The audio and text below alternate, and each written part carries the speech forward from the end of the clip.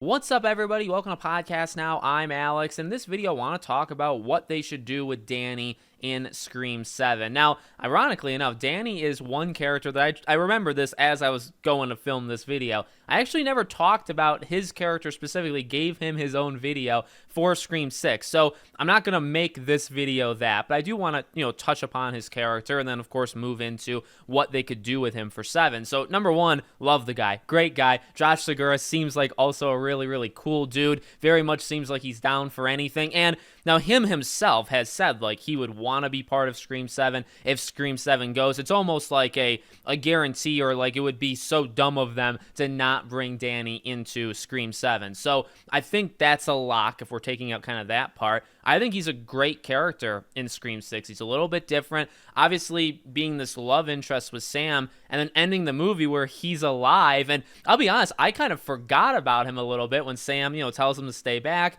They do the third act, and then he walks in, and it's like, oh my God, I almost forgot, but I'm also very thankful that you didn't die. Like, this is just such a different dynamic and a different situation than what we're used to in Scream movies. So thank God. But now the question is, what do you do with him in 7? So there's a couple options. Let's go through a couple of them. Number one is still, can you make him Ghostface? I think the answer is no. I don't know. I feel like a lot of different actors have talked about, like, could you become Ghostface? And they've given answers. I don't remember if he's ever been asked. Maybe he has. I just don't think that's a good idea. I like the idea of like a Ghostface in plain sight, and then they don't like reveal themselves till the next one. I mean, technically the Scream TV series did that, right, with Kieran in season 1, and then he became in season 2. It was very obvious.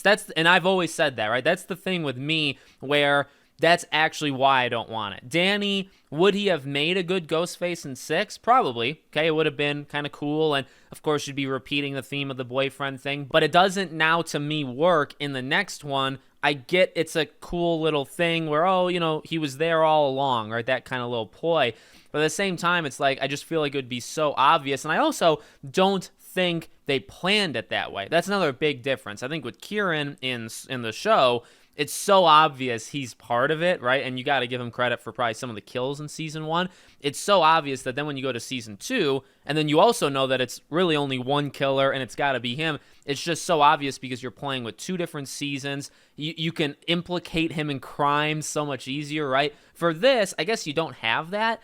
But like Danny didn't do anything wrong, right? And in fact, that's actually one of his best characteristics is he's such a loyal, I guess, person, right? Loyalty is maybe his best characteristic. Standing in front of Sam as the ghost face, just in the Halloween costume, comes up to them in the subway. That is my favorite moment, at least from him, in the entire film. Such a small thing. He doesn't talk. Nobody talks. But he's showing you, hey, he could have died, right? He'll take the stab for his girlfriend. So I absolutely love that. I think he's a great character. So I think you would diminish that if you made him Ghostface now in Scream 7. So I think that's out. I don't think he can do that. Now, there's only 2 other options. He lives, he dies. Now, dying does make a lot of sense. Dying reminds me, obviously, of Cotton, but wasn't his actor, didn't he ask to be killed? I'm pretty darn sure I saw some interviews or articles about that where he had said he'll die or he wants to die. So, like, I don't know if he didn't do that, would Cotton have made it through Scream 3? I guess that, why I bring that up is, like, are these choices, like, who makes these choices at the end of the day, right? So I don't think Josh Segura necessarily has that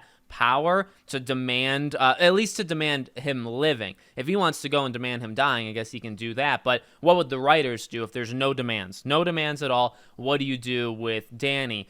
To me, like, I do want to lean into the dying thing. I think obviously an opening makes the most sense, but I think it would split people because Danny is good. He's a great character, but he's also not in the movie all that much. And I guess you can do a lot of things with, like, if it's like a year gap, right, between 6 and 7, then you could say, okay, well, you imagine Sam and him get closer together and all this stuff. And I guess you can tell that story even past him dying. He doesn't necessarily need to be around for you to kind of engage in that story.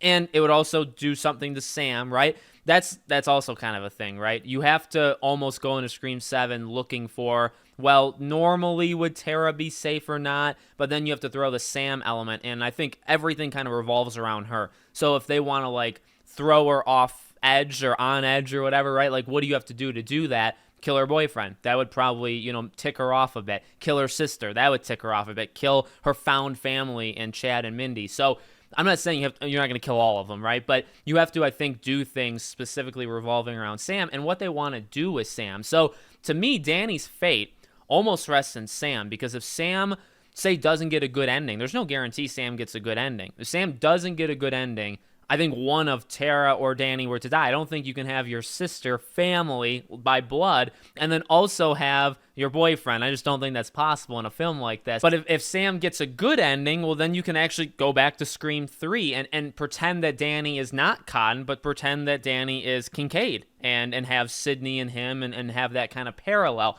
I think that would work. And I wouldn't be too upset about it, but I do think it all depends on what they're going to do with Sam and what the plan would be, I guess, for an opening. Do you go with a character that matters? And I guess matters like to the grand scheme of things, like a Tara in 5, or do you do like a side thing like they did in 6? What do you do? Because if it's part of the group, you could argue that too, right? How are you going to get everybody together? We could always argue maybe a motive of just killing off all past survivors. Danny is a survivor. I don't know if he was necessarily... Was he ever in any danger, I think, at any point? I don't actually think so.